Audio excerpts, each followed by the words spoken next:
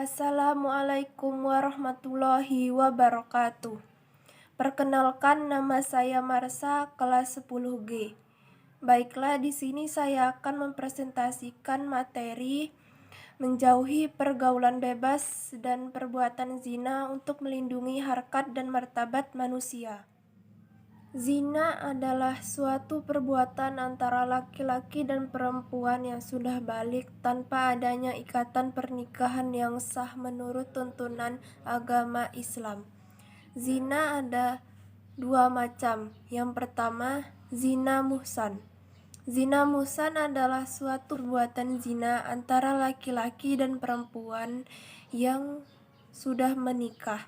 Yang pertama, hukumannya didera 100 kali dan dirajam hingga meninggal dunia dengan cara dilempari batu atau sejenisnya.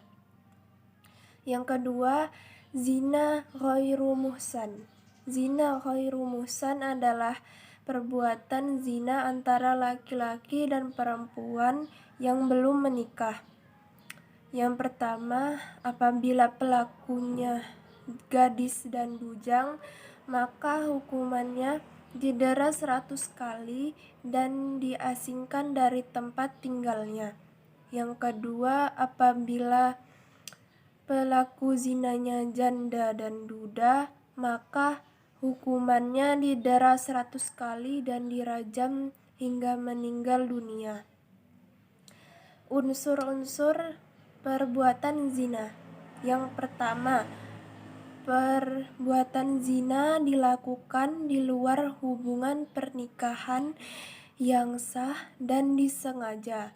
Yang kedua, pelakunya adalah mukallaf atau orang yang tidak berakal seperti orang gila.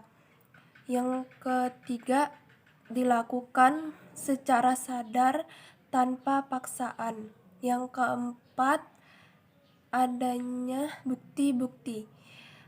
Ada 3 alat untuk pembuktian perbuatan zina. Yang pertama, adanya saksi. Saksi 4 untuk orang laki-laki dan 2 orang perempuan sebagai pengganti 1 saksi laki-laki. Yang kedua, pengakuan. Yang ketiga, adanya indikasi atau kehamilan. Saling mendekatkan perbuatan zina. Yang pertama, menjalani pergaulan bebas. Yang kedua, mendatangi tempat-tempat yang mendekatkan perbuatan zina. Yang pertama, menjalani pergaulan bebas. Yang kedua, mendatangi tempat-tempat yang mengundang nafsu syahwat. Yang ketiga, berhayal atau berimajinasi tentang aurat lawan jenis. Yang keempat, menonton video, film, atau TV yang mengundang nafsu syahwat. Yang kelima, membaca artikel, buku, atau sejenisnya yang mengundang nafsu birahi. Yang keenam, berpakaian tetapi tidak menutup aurat. Ayat larangan perzinaan. Bismillahirrahmanirrahim. Wala taqrabuz zina innahu kana fahisa wa sa'a sabila. Artinya, dan janganlah kamu mendekati zina. Sungguh, zina itu suatu perbuatan yang keji dan buruk jalannya.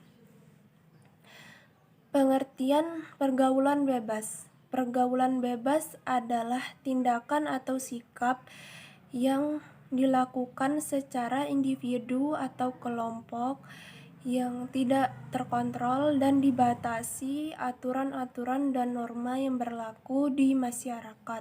Isi kandungan surat An-Nur ayat 2. Yang pertama, perintah Allah Subhanahu wa Ta'ala menghukum didera 100 kali untuk pelaku pezina, baik itu perempuan maupun laki-laki, untuk memberikan syok terapi dan peringatan kepada orang lain supaya tidak mengikutinya. Yang kedua, pelaku hukuman tersebut, pihak yang berwenang diharapkan bertindak tegas dan tidak berbelas kasihan. Yang ketiga, itu hukuman tersebut sebagian disaksikan oleh orang-orang yang beriman atau masyarakat yang tinggal di tempat pelaku pezina tersebut.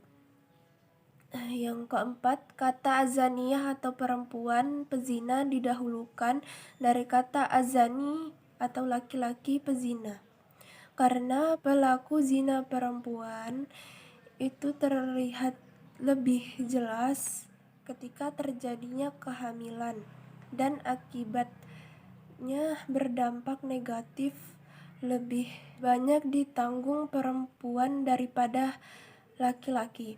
Yang kelima, aturan atau norma yang berlaku, apalagi itu seorang gadis, tidak diperbolehkan bepergian ke tempat-tempat yang sepi kecuali dengan mahramnya. Berbeda dengan laki-laki yang kemana saja bisa bepergian sendirian.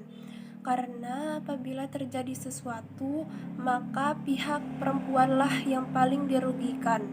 Perilaku yang menjauhi pergaulan bebas. Yang pertama, menjaga pergaulan yang sehat dan beretika. Yang kedua, menjaga dan menutup aurat. Yang ketiga, selektif dalam memilih teman bergaul. Yang keempat, menjauhi dan meninggalkan tempat-tempat maksiat. Yang kelima, meluangkan waktu untuk melakukan kegiatan yang positif. Yang keenam, memperbanyak zikir dan mendekatkan diri kepada Allah Subhanahu wa Ta'ala. Yang ketujuh, berpuasa sebagai perihal nafsu. Sekian presentasi saya tentang materi menjauhi pergaulan bebas dan perbuatan zina demi melindungi harkat dan martabat manusia. Bila ada salah kata, saya mohon maaf. Saya akhiri, wassalamualaikum warahmatullahi wabarakatuh.